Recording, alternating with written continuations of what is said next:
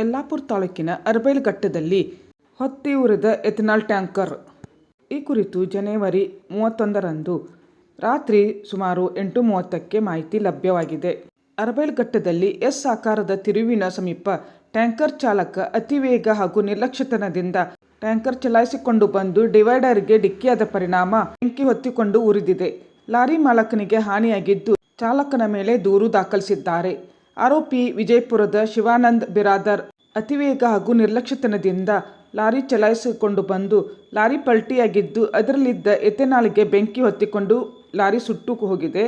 ಬೆಳಗಾವಿಯ ಲಾರಿ ಮಾಲಕ ಬನ್ನಪ್ಪ ಅಸ್ಕಿ ಎಥೆನಾಲ್ ಕಂಪನಿಯವರ ಜೊತೆ ಚರ್ಚಿಸಿ ನಂತರ ಶನಿವಾರ ಚಾಲಕನ ವಿರುದ್ಧ ದೂರು ನೀಡಿದ್ದಾರೆ. ಸ್ಥಳಕ್ಕೆ ಯಲ್ಲಾಪುರ ಪೊಲೀಸರು ಭೇಟಿ ನೀಡಿ ಪರಿಶೀಲನೆ ನಡೆಸಿ ತನಿಖೆ ಕೈಗೊಂಡಿದ್ದಾರೆ.